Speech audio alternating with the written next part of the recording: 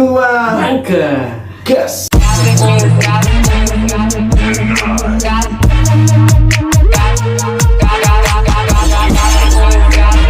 Oke, assalamualaikum warahmatullahi wabarakatuh. Waalaikumsalam warahmatullahi wabarakatuh. Ketemu lagi dengan bacot kita Sama Sanjay Sibuan dan juga Ibnu. masih di studio kesayangan kita. Iya. Pasti ada bertanya-tanya, kenapa nih? Apa nih? Biasa nggak ada ini ya? Iya. Betul. Kenapa nih? Hari ini ada sebuah pohon raksasa. Pohon minimalis. Iya. Raksasa kita kecilkan gitu kan. Skala ini bukan permanen jadi hiasan di meja kami, bukan. Ini salah satu konten ya. Iya. Judul untuk kali ini, video kali ini. Apa ini? Pohon. Pokoknya ini memulai usaha bonsai. Mulai usaha bonsai, hobi pun juga bisa ya. Bisa, apalagi di tengah pandemi ini bagus sekali untuk usaha. Betul. Wait a minute. Tapi ya kalau secara keseluruhan sih karena kita kan bonsai, tanaman gitu kan yang hidup. Kalau targetnya sih untuk pandemi ini kita start sekarang. Tapi mungkin panennya itu paling cepat ya 6 bulan, setahun ke atas gitu. Kalau untuk panennya lah ya ibaratnya gitu. Lumayan lama lah ya. Itu pun ada berbagai jenis sih kalau gue bilang pribadi ya. Jadi ya intinya sesuai dengan ya tonton dulu lah pokoknya. Iya. Makanya biar kita kasih tahu secara detailnya gimana untuk bonsai gitu. Jadi untuk teman-teman yang udah mungkin berpikir gimana nih cara perawatannya, pilihannya gimana ya kan? Kok bisa mantap kayak gini Iya. gitu kan? Ini mantap sih kalau gue bilang. Iya. Jujur aja gue mau juga sebenarnya. Ini bukan punya gue pribadi ya, gue di rumah. Ini punya tetangga ya, mau hobi bonsai kita pinjam dulu. Iya. Kalau perawatan sih sebenarnya tergantung boy. Lu nggak ada main bonsai ya? Nggak ada. Bang. Kalau perawatan sih gampang. Perawatan bonsai itu sebenarnya yang penting kita rutin siram, pemupukannya kita rutin. Kalau bisa kita tahu nih jenis pohonnya gitu.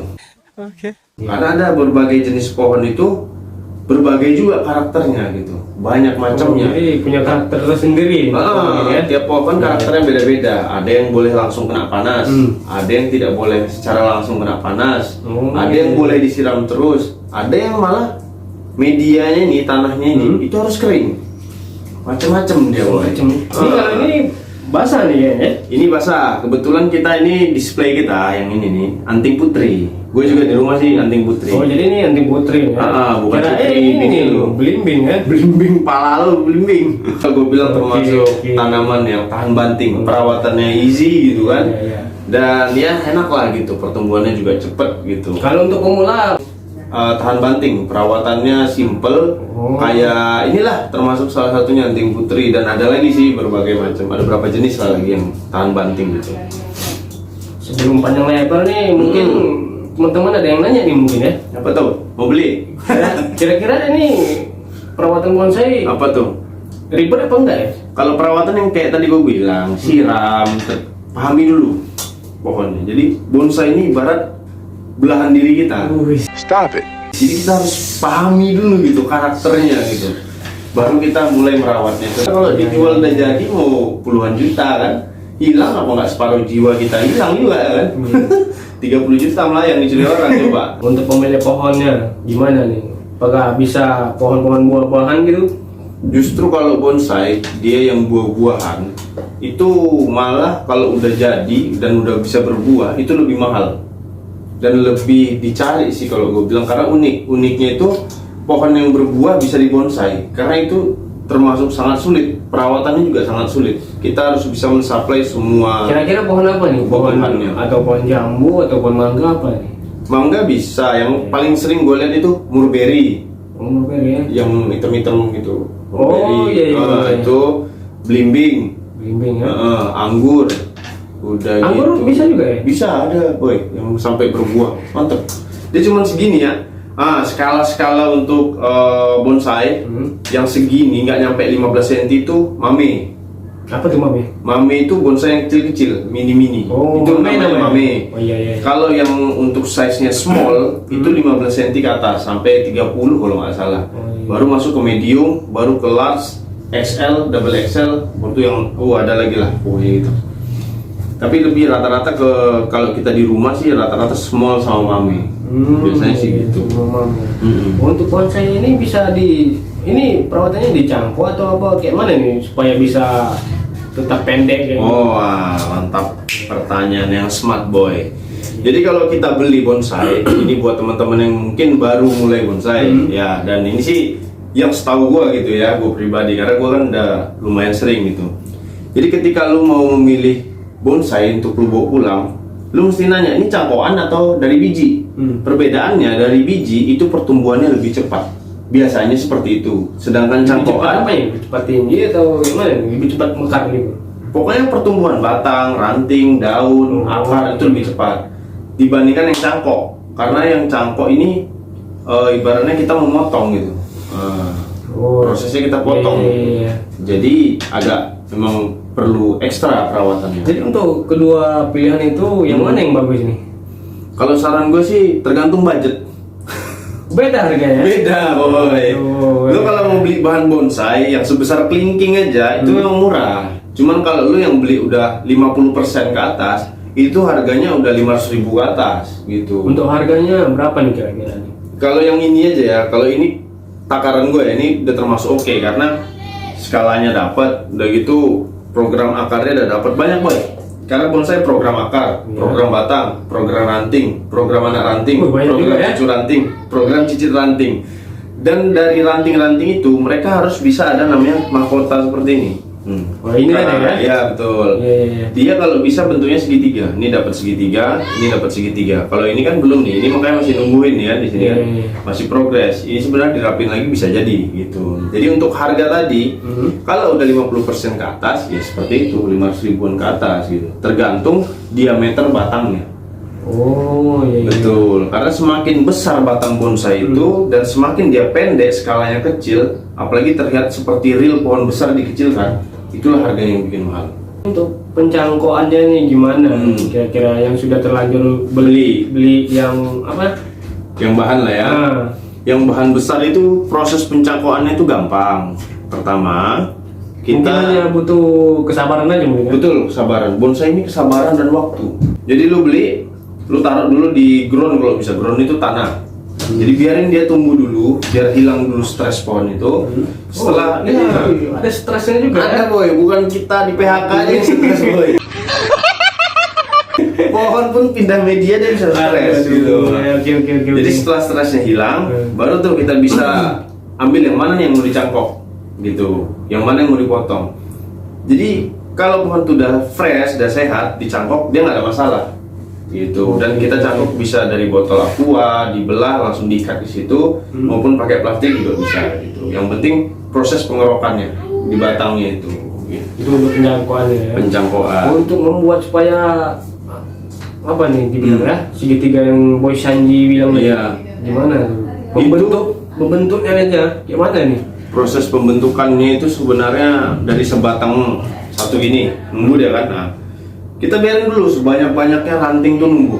Baru kita seleksi mana yang mau kita pakai. Selebihnya kita buang. Makanya ada kayak kalau di sini di balik-balik ini ada matanya bekas potongan gitu. Bekas potongan ya. Karena dia nggak pengen di sini gitu. Pengennya di sini pengennya di sini. Jadi proses itulah yang kita nunggu. Kadang kita pengen rantingnya di sini. Nggak nunggu di sini. Karena ada itu udah terlanjur, jadi kita harus putar otak lagi gimana nih supaya pasnya lagi. Yang di sini nggak nunggu itu lah mungkin dicangkok dia ya. Ya, jadi dicangkok dia atau dilukai dia gitu. Iya, jangan dilukai lah kasihan ya. Betul. Kadang ya itulah pohon aja ya yang udah kita rawat.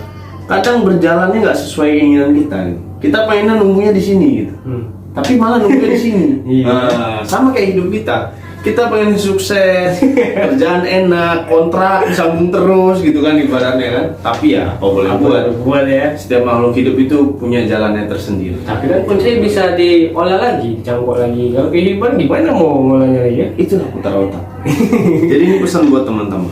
Nggak ada kehidupan itu yang semulus apapun yang kita mau. Nggak ada. Kalau ada pun bonus itu sekali-sekali. Bener kan? Bener. Sama seperti bonsai ini. Nggak semua bonsai yang kita rawat itu bakalan jadi indah ataupun sesuai dengan kriteria standar nasional maupun internasional gitu.